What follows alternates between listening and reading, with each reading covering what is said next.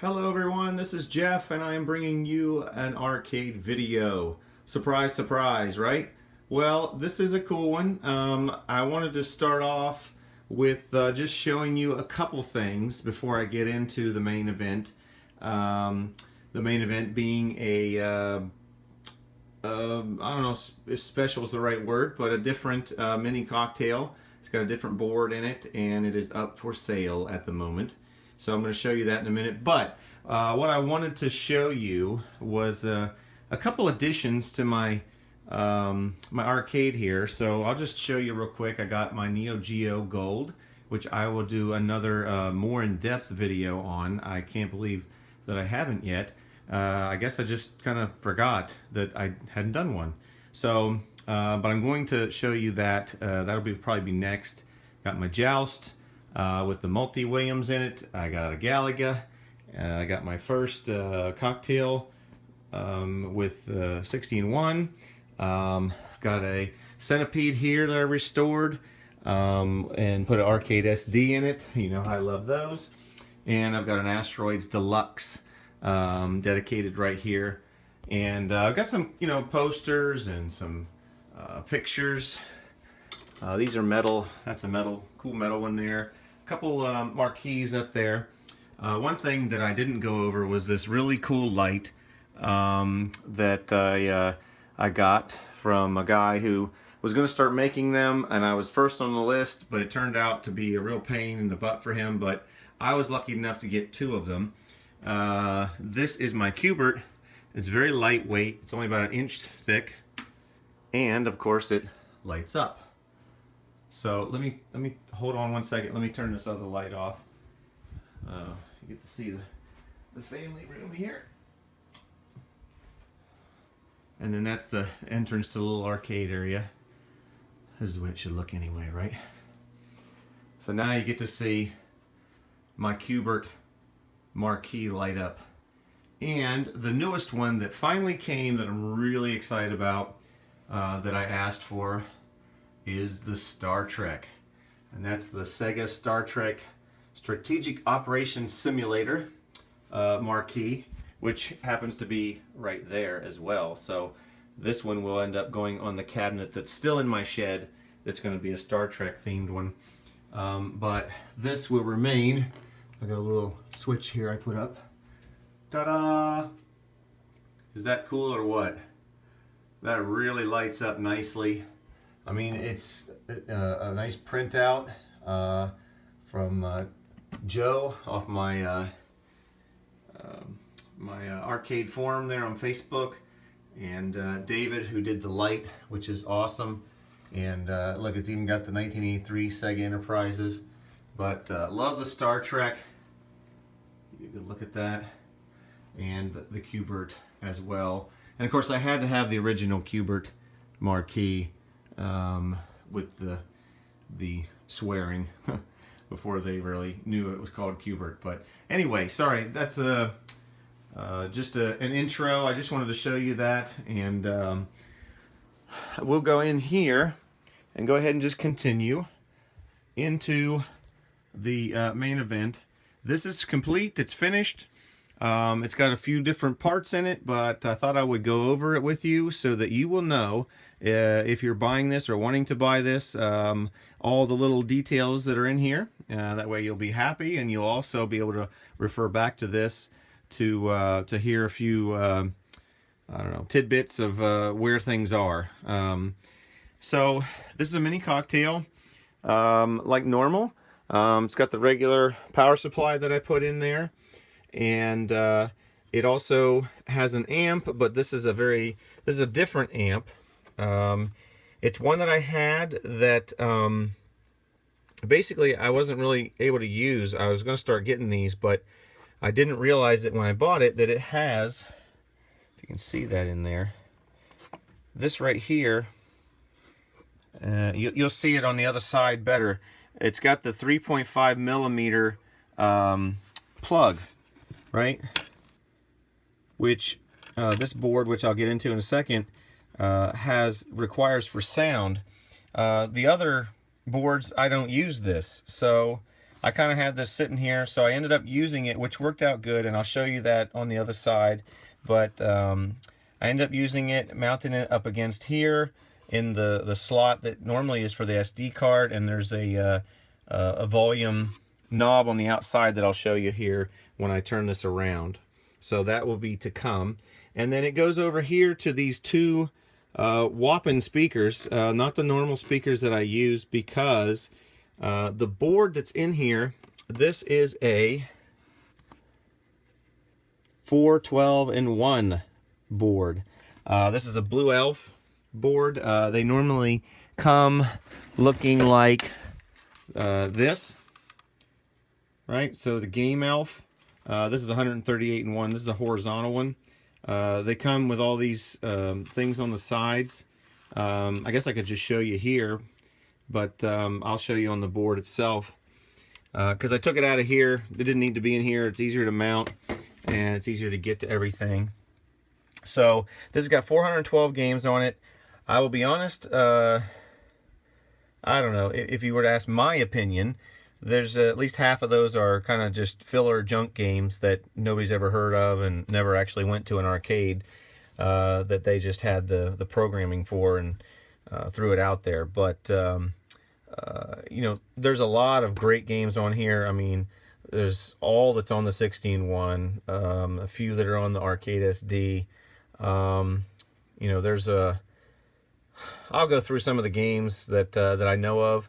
But if you go through every once in a while, you'll be like, oh yeah, look at that, that's a great one, and oh wow, I can't believe they have Tetris there, and you know, Joust 2 and things like that. But it's all vertical, and you can turn them on and off, but I figured that I'd leave them all on, and whoever gets it can turn them off if they want, because you know, what I think might be a junk game might be something you played when you were a kid and just absolutely love it. So it's all opinions. So this does have an SD card, but it's not really programmable, so no reason to be able to really pull that in and out. Again, here is the sound, right? So this plugs in, comes out of here, goes over to the amp, and comes from the amp into these speakers. This board is inferior to the Arcade SD in a lot of ways. Yeah, it has a lot more games, but the sound, you know, the sounds on the games are not great. Some of them you won't notice. Some of them are just a little rough. So I ended up using these two speakers that I had. They're actually motorcycle speakers, but they're really good. They worked really well, and it makes a nice sound coming from this board. The normal smaller ones that I use just wasn't enough. And with this, it is stereo. So if there are stereo games, which some of them are stereo games, you do get a stereo effect. This is a volume, but you won't really need to use that because you'll use this one out here. There are various connectors here. This is a power connector. You won't need that because we're hooked in through the JAMA harness. That one I can't remember for sure. There's a USB, which I don't know why you'd use that. This is a trackball for some unknown reason. If you wanted to upgrade, let's get in there. They do make a trackball harness for this. Goes straight into a trackball. So I just didn't use that because I wanted to kind of use some of the things. I had this board for a little while. I will tell you now, it's a used board, but it hasn't been used. It's only been tested with. I didn't find the scenario that I wanted to use it in, so I found one. So I wouldn't say, you know, some of these are used parts, but a lot of them haven't been used per se on an ongoing basis.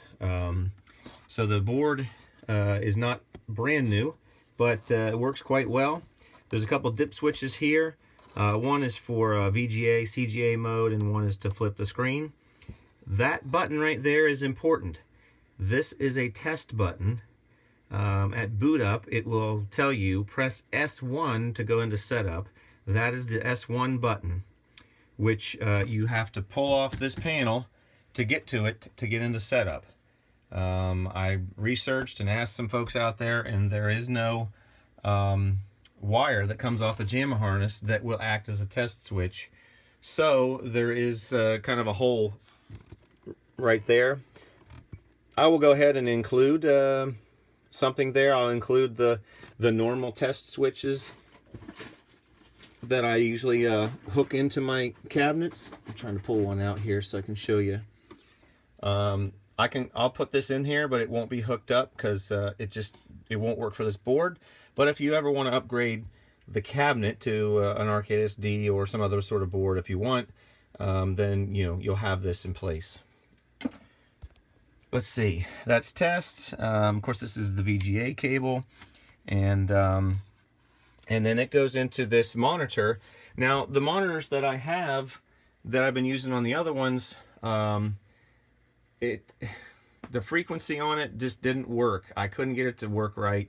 Long story short, it wouldn't work correctly. The screen would jiggle. So I ended up using this 17-inch, which is the first time I've used a 17-inch instead of a 19-inch. But it looks really still good, very good. It's a used Dell monitor. I uncased it, and it looks good. I mean, it looks very good. And I did some custom rails here that will mount down to here, which was a little tricky. Now I will show you this. This is where the VGA plugs in. This is where power plugs in. You will be able to, without unmounting this, because this is just gonna flip down. When you take off the player one side, you'll be able to get to the test switch. And as you reach under here, you'll be able to get to the buttons. So this is like the power button. This is menu. This is, like up and down or forward and backwards, select. So there's 4 buttons here that you actually can reach under and play with, which I did. Now, obviously, you can take it all apart and get to it, but if you feel around under there, you'll be able to get to these. And I wanted to be able to leave that in case you just needed to get to it. Something might happen. So I made this available. And that's it on the monitor. There is 2 buttons in here, right? So I just made it with 2 because this was the cabinet I had 2 in here. You can add a 3rd button if you want to. Some of the games do require 3. I don't know which ones, but most of them you can just use 2. And the joystick is it's a 2-way, 4-way, 8-way joystick. So this restrictor plate right here is 2-way, right there. This is 4-way, which I normally put it in, and then this is 8-way. But I'm leaving them in 8-way because there's many games that are 8-way. If you are a purist when it comes to some four-player games, 4-way games like Donkey Kong or Pac-Man, then you can just switch it to this one. Or you could, do one or the other. You could just switch one or something. But these are really easy. It's just 2 screws, slide it over, and you're done. But it's working pretty good in 8-way. And what you may notice is I've got, I put in light-up buttons in this one, which looks really nice, which you will see. And then this is the player 1, player 2. And this is button 1, button 2. And then the instructions, when you go into setup, it'll say A, B, and C. Well, I didn't have a C button for some of the selections in the setup, so I just wired up a little micro switch. So when you're in here, you're going to have this off anyway. And when it says to use the C button, you'll just flip that switch right there. Right? That gives you the selection for C. And of course, that is the wire, this gray wire, is the one that will be for your button 3 or button C. And there's a gray wire here, which also goes for player 2. So those are there if you want to use them. These are the speaker wires that come out of the JAMA harness if you need to use those for an upgraded board. And there is a red and orange wire right there that would go for service and test switch if you ever needed those. So I just kind of bundled those up for the future. And I think that's it on the inside. So I will be back. Yeah, I'll be back. I'm going to set this up, and I'm just going to show you how easy it is to put this together. I'm going to try to go ahead and video it. I figured, what the heck. might be useful for somebody out there.